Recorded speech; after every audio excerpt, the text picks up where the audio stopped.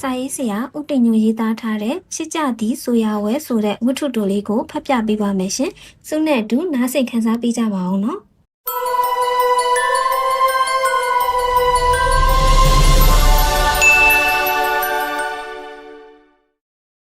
ဝါလာကင်းလို့တရင်ကျုပ်ပွဲနီးလာတဲ့နဲ့အများမိုးလေလည်းကင်းစင်စားပြုလာသည်။ညနေခင်းနေသားချိန်လေးတွင်ခြံထဲဆင်းပြီးထိုင်နေမိသည်။နေပူလာသည်နှင့်အိုက်ဆက်လာသလိုမိကလည်းပြက်အိမ်ထဲတွင်ချင်းပုံးလေးတွေကြိုက်သောကြောင့်ခြံထဲဆင်းပြီးစာဖတ်ရန်ပြင်နေစဉ်ဆိုင်ကယ်တန်ကြားသဖြင့်ခြံဝကိုကြည့်လိုက်ရာမောင်ကျော်စွာသူတယောက်တည်းမဟုတ်ဆိုင်ကယ်နောက်တွင်ကောင်မလေးတယောက်လည်းပါလာသည်လာကွယ်ထိုင်ကြဘယ်ကလာတာလဲနေအောင်ဘယ်ကလာတာလဲမပြောခင်သူဘသူလဲဆိုတာငါ့ကိုအရင်ပြောမောင်ကျော်စွာကမျက်နှာမချိုမချင်းကောင်မလေးကရှက်ရွံ့ရွံ့ထိုအနေထားကိုကြည့်လိုက်ကြတဲ့ကရိမ့်မိပါသည်ကိုပြစ်ပေါ်မှာထိုင်ကြကွယ်ဘာမှတော့မရှိဘူးရင်နွေးတောက်ချင်ရင်မင်းကိုယ်တိုင်သွားယူတော့ရပါတယ်ဆရာဒါကအေးအေးမူတယ်ဆရာကျွန်တော်သူပြောမှတုံဆိုင်နေစဉ်ဒီလောက်ဆိုရင်ငါသဘောပေါက်ပါတယ်ကွာသမီးထိုင်လေကောင်မလေးနဲ့မောင်ကျော်စွာတို့ထိုင်လိုက်တဲ့နေ့ကျွန်တော်လည်းပလက်ကလက်ထိုင်တွင်ထိုင်လိုက်ပြီးလိုင်းရင်ကိစ္စကဆရာကျွန်တော်တို့ချစ်သူတွေဖြစ်နေကြ2နှစ်လောက်ရှိပါပြီဆရာကိုတိုင်ပင်ခြင်းလို့ပါဘာများလဲကွယ်ကျွန်တော်တို့လက်ထက်ရင်ကောင်းမလားလို့ဆရာကိုလာတိုင်ပင်တာပါတရားခံလာရှာတာလားကွယ်မဟုတ်ပါဘူးဆရာကျွန်တော်အဖေထက်ဆုံးမနိုင်မယ်ထင်လို့ပါကျွန်တော်အဖေကတော့ဘလို့ပြောလက်ခံမဲ့အနေထားမှမရှိဘူးဆရာဒါကြောင့်ပါနေအောင်မင်းကတော့အလုပ်ရှိတာငါသိရဲ့တမီးကအလုပ်ရှိသလားတမီးကခုမှကိုကျော်စွာလို့စက်ရုံမှာအလုပ်လုပ်ဖို့ရှောက်ထားပါတယ်ဆရာဟုတ်ပြီမောင်ကျော်စွာလစာတစ်လားဘယ်လောက်ရလဲ2သိန်းကျော်လောက်ရပါတယ်ဆရာဒါနဲ့တမီးကအလုပ်လုပ်ရင်လစာအနေနဲ့ဘယ်လောက်ရမယ်လို့ခံမှန်းတယ်လေသူကတော့နေစားသဘောဆိုတော့တစ်နေ့6000လောက်တော့ရပါလိမ့်မယ်ဆရာရမှာနော်မရသေးဘူးဟုတ်ရဲ့လားဟုတ်ကဲ့တမီးကတစ်နေ့6000ဆိုတော့တစ်လ3,800မှထားမင်းတို့နဲ့ပေါင်းလိုက်ရင်ဝင်ငွေကအများဆုံးရှိမှ4သိန်းပေါ့ဟုတ်လားဟုတ်ကဲ့မေးရအောင်မယ်လက်ထပ်ပြီးရင်ဘယ်မှာနေကြမှာလဲဒါတော့လေဟို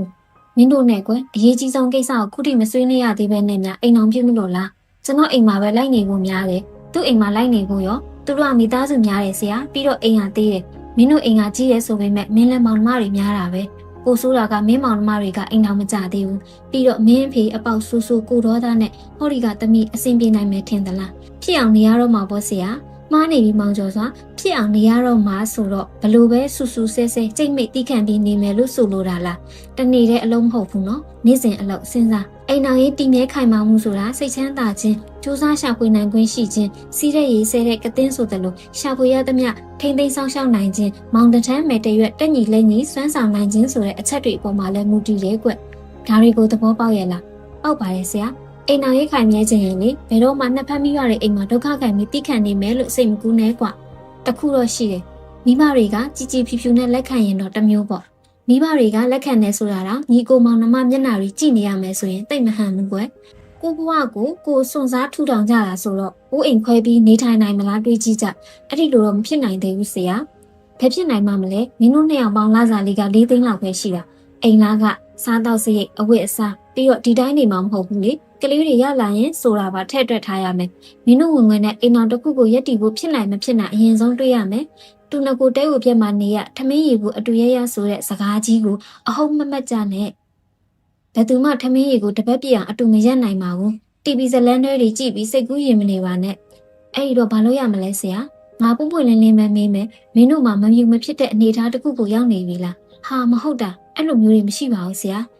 တားလို့သမီးလို့သဘောထားပြီးပြောပြရစီကွယ်အိမ်တော်တစ်ခုမှအရေးကြီးတာဝင်ငွေပါကွယ်စစ်တာတွေမြစ်တာတွေဆိုတာကိုထမင်းကိုစားပြီးနှစ်ယောက်တည်းပြောနေရရင်ကောင်းတဲ့စကားတွေပါလက်တွေ့မှာတော့မပြည့်စုံတဲ့ဘဝတွေကတိတ်ဆိတ်ညစ်စရာကောင်းပါတယ်ငါပြောတဲ့မပြည့်စုံတဲ့ဘဝတွေဆိုတာအနေထိုင်အစားအသောက်အဝတ်အစားအဲ့အနေအားလုံးနဲ့ဆိုင်တယ်ကွနောင်ခါလာနောင်ခါသေးဆိုပြီးအိမ်တော်တစ်ခုကိုစွတ်ထူထောင်လိုက်ရင်အပြုတ်ထက်အပြက်ဖြစ်ဖို့များတယ်အရေးကြီးတဲ့ငွေကြေးနဲ့စီးပွားရေးအဆင်မပြေတာကစပြီးစကားတွေများလာတတ်တယ်မျက်နှာငယ်ရတာတွေဖြစ်လာနိုင်တယ်မင်းတို့ကိုအိမ်တော်မပြုတ်နဲ့မပြောပါဘူးဒါပေမဲ့တစ်ခုပဲစဉ်းစားကိုဘွားနဲ့ကိုချီတော်ပုံကိုရက်ပြီးအိမ်တော်တစ်ခုကိုထူထောင်နိုင်မလားစဉ်းစားအိမ်တော်ကြီးမှာစဉ်းစားစရာ2ခုပြောမယ် romantic love နဲ့ true love ဆိုတာရှိတယ်မရောထွေးစေနဲ့ကွယ်ဘာလို့ပြောရလဲဆရာမင်းတို့လူငယ်တွေပြောနေပါတယ်ကွယ်လူတွေနဲ့ငါအထင် romantic ကိုပြောတာထင်ပါရဲ့ romantic အချစ်ဆိုတာမျိုးဟာတကယ်စစ်မှန်တဲ့ချစ်ချင်းမြတ်တာမျိုးမဟုတ်ဘူးကွစိတ်ကူးရင်ဆန်တဲ့အချစ်မိန်းမနဲ့ယောက်ျားတွေ့ကြတယ်စုံရတယ်စန့်ကျင်ဘက်လိန်ချင်းချင်းချစ်ကြတဲ့တာမန်အချစ်မျိုးလေးပါမြင်မြင်ချင်းပဲချစ်မိတာလေးကိုအချစ်စစ်အချစ်မှန်လားဆိုတာကိုယ်တိုင်ကဆင်ခြင်ရမယ် true လဲဆိုတာမျိုးကတကယ်စစ်မှန်တဲ့အချစ်မျိုးကွာတယောက်ကိုတယောက်ဆန္ဒမပါလဲမြက်နုံနုံနဲ့ကိုချစ်ကြတဲ့သဘောမင်းတို့ပြောလို့ရှိပါရဲ့အချစ်တကားကြီးကိုမင်းအတွက်ဖွင့်ထားပေးမယ်ဆိုတာမျိုးတကားဖွင့်ပေးလိုက်တယ်ဆိုတာဝင်ချင်းဝင်ထွက်ချင်းထွက်ပျော်ရွှင်ကြလို့ပေါ့တယောက်နဲ့တယောက်နှလုံးသားတကားကိုဖွင့်ပေးထားပြီးအခက်ခဲမှန်သမျှကိုရင်ဆိုင်ကြော်လာကြမယ်ဆိုမှအချစ်စစ် true လဲလို့ခေါ်တယ်အိမ်အောင်ပြုရမယ်ဆိုရင်တယောက်နဲ့တယောက် true လဲနဲ့ချစ်တာလား romantic လဲနဲ့ချစ်တာလားဆိုတာပြန်စဉ်းစားအိမ်ထောင်သားမွေးတာမန်အချစ်မျိုးလေးနဲ့တော့အိမ်အောင်မပြုကြပါနဲ့ကွယ်ကိုနာခဲမှာဖြစ်လာမဲ့တာသမီလေးတွေအတွက်ပါထည့်စဉ်းစားပြီး true လဲနဲ့ချစ်တဲ့အချစ်မျိုးနဲ့အိမ်အောင်တစ်ခုကိုထူထောင်ကြတာမျိုးပဲဖြစ်တဲ့နဲ့အိမ်အောင်တစ်ခုကိုထူထောင်နေဆိုတာနှစ်ယောက်တည်းနဲ့ကဘာတစ်ခုကိုတိဆောက်ခြင်းလို့ဖြစ်ရမယ်ဟိုလူအားကိုဒီလူအားကိုထူထောင်တဲ့အိမ်အောင်ရေးဟာစိတ်ပြည့်စရာတွေနဲ့ကြုံလာရလိမ့်မယ်အိမ်အောင်ရေးကိုနောင်ခါလာနောင်ခါစီးဘယ်တော့မှမတွေးနဲ့ဒီတော့ကွယ်ငါအဖြေကမင်းတို့နှစ်ယောက်တည်းနဲ့ကဘာတစ်ခုတိဆောက်နိုင်မလားစဉ်းစားနှစ်ဖက်မိဘတွေကိုဘသူ့ကိုမှအာမကိုပဲဘဝတစ်ခုကိုကိုယ်တိုင်လက်တွဲပြီး true လက်နဲ့ရင်ဆိုင်နိုင်မယ်ဆိုရင်အကောင့်ထဲပေါ်လိုက်အေးငါနဲ့သူမိဘတွေအိမ်မှာကတ်နေပြီးဘဝတစ်ခုထူထောင်မယ်လို့စိတ်ကူးထားရင်တော့မင်းတို့စိတ်ဆင်းရဲရလိမ့်မယ်လို့ထင်ပါတယ်ကွယ်ကဲဒီလောက်ဆိုသဘောပေါက်မယ်ထင်ပါတယ်သူတို့နှစ်ယောက်လုံးငြိမ်နေကြသည်ကျွန်တော်ကတိတ်ဆိတ်မှုကိုဖြုတ်ခင်းကတမီးကတခုခုပြောပါအောင်တမီးလည်းအဲ့ဒီလိုစိတ်ရှိပါတယ်ဆရာအကိုကိုပြောပါတယ်တမီးစိတ်ယုံမှမလုပ်ချင်ဘူးဇင်အောင်ချင်တယ်လို့ဇီအောင်မြေအခြေချမှာကိုဘွားကိုစိတ်ကြိုက်ထူထောင်ကြမယ်လို့ပါမှန်တာပေါ့တမီးအတွင်းမှန်တာပေါ့အိမ်နာမပြုတ်ခင်စဉ်းစားတဲ့အချက်ပဲစီပွားရေးတစ်ခုခုအခြေချမှာအိမ်နာပြုတ်တယ်ဆိုတာဖြစ်တဲ့နာပေါ့အကိုကိုလည်းပြောပါတယ်တမီးနဲ့အတူတူဇီအောင်မှာလားလို့တမီးတို့ကဘာရောက်မို့စိတ်ကူးထားတယ်လဲတမီးကလက်ရှိဇီထဲမှာအမေနဲ့အတူတူကြက်ဥဘဲဥရောင်းပါတယ်ဆရာရောင်းကောင်းလားတမီးတို့အိမ်အောင်ကြီးတစ်ခုလုံးကိုထိန်းနိုင်တဲ့အနေအထားတော့ရှိပါတယ်တမီးခုဆိုတမီးအမေနဲ့အတူတူလုံးမှာလားခွဲလုံးမှာလားတမီးခွဲလုံးချင်တယ်ဆရာကိုတစ်ခေါက်တုန်းကအကိုကိုခင်းရွက်တွေကောက်ရောင်းမှုပြောတာတမီးကိုပြန်ပြောပြတယ်တမီးကုံစင်းရောင်းချင်တယ်အဲ့ဒါကတကယ်လက်တွေ့ကြတဲ့စိတ်ကူးပဲသူ့ကိုငါပြောတယ်မနှက်ဆိုကုံစင်းလိုက်ကောက်ဈေးထဲမှာပြန်ရောင်းတဲ့ဝင်ငွေရမင်းလားစာထက်တာတယ်ဆိုတာဟုတ်ကဲ့တမီးလည်းအဲ့ဒီအကြံကိုသဘောကျလို့သူ့ကိုပြောတာသူကစိတ်ယုံမှလိုက်လို့ဖို့ကြီးပြောနေလို့ဒီတော့နှစ်ချက်စဉ်းစားကြကွယ်ဘဝမှာခိုင်မာတဲ့အလုပ်ကိုအရင်ဆုံးအခြေချပြီးမှအိမ်အောင်ပြုမလားအိမ်အောင်ပြုပြီးမှအလုပ်ကိုအခြေချကြမလား